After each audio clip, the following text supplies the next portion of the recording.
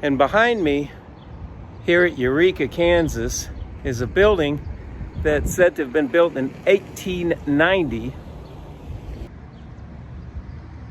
The Farmers and Drovers Building, I guess is how it's pronounced, said to have been built in 1890.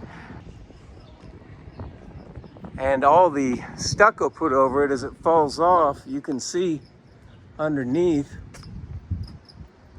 it's actually really beautiful red stone. But even more interestingly is, once again, the same air of pipe and the massive amount of concrete poured and lower level cutout to be able to get down to the lower level, because the ground floor is here about 6 feet up.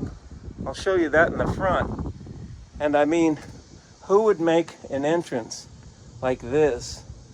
You have 2 steps down, and the last step is right at the door. And you can see there was a place for the pipe, and the pipes broke away. That would take quite a long time for that to happen. Of course, all this concrete was put here prior to 1900. As I look back in pictures, it was already here when they supposedly had no dump truck or way to mix concrete. So all this would have, in theory, or as it said, been poured with wheelbarrows.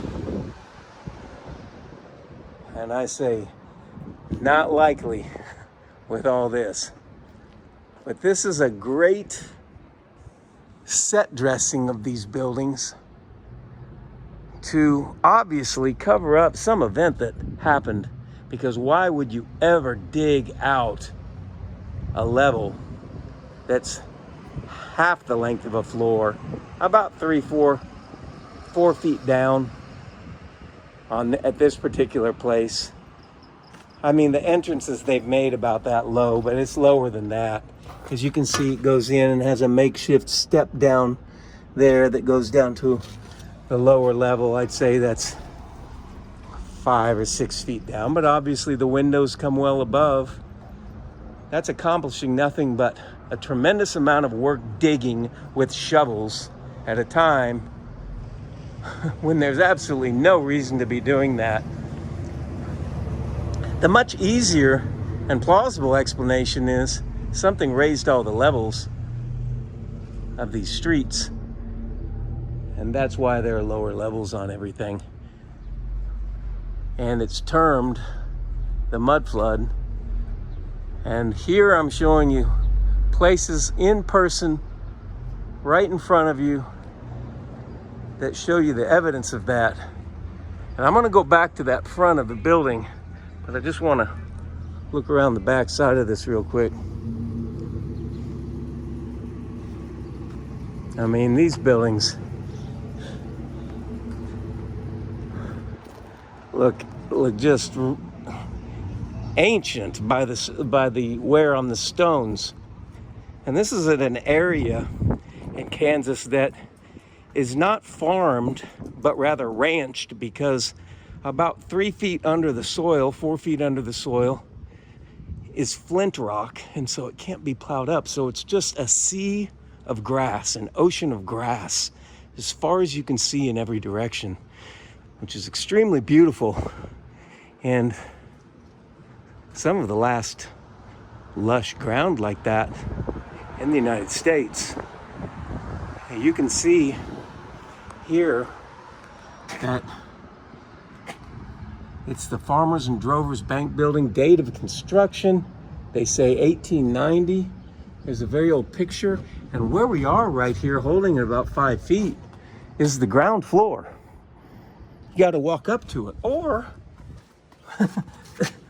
what they would call the basement, which is more than likely really the ground floor. And it was covered up. One more building with the most odd construction here at Eureka, Kansas. Another that was said to have been built in 1887, which On the front, I believe it may have said 1870.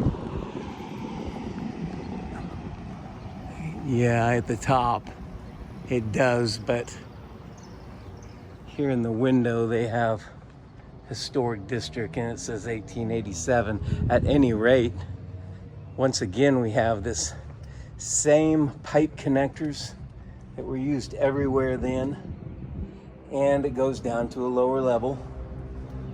And of course all these stones have been concreted over down below, and that door is not very wide.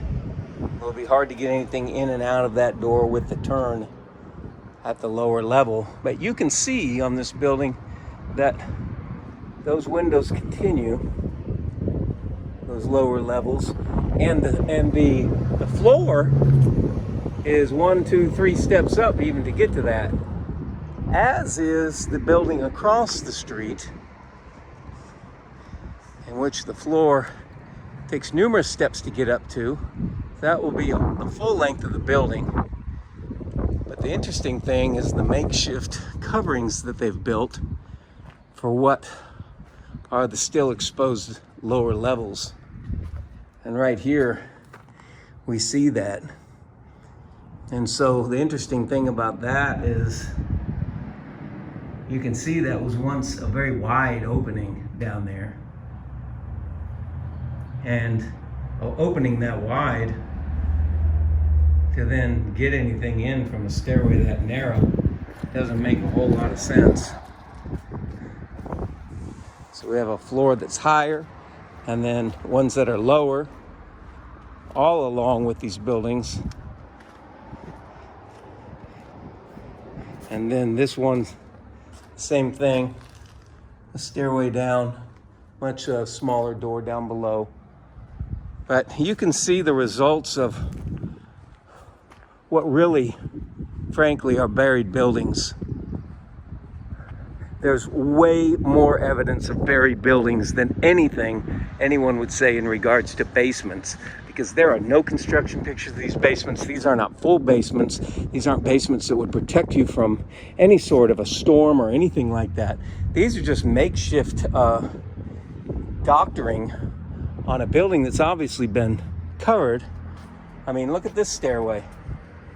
You can't even really get in that. It's just strange. Of course, it's not so strange when you know what's happened and why there's windows lower and covered up windows and boarded in windows. And this town is full of it. Mudflood Central in this town. Not much traffic goes through this town, but you can see that it was once a vibrant, fully constructed town at some point, and I don't think that was in 1887. I think it was long before that. A great refurbishing went on at that point to figure out how to cover up all this stuff. You can see what a hodgepodge mess it really is compared to what was originally constructed. Post your comments down below. I'll see you in the next video.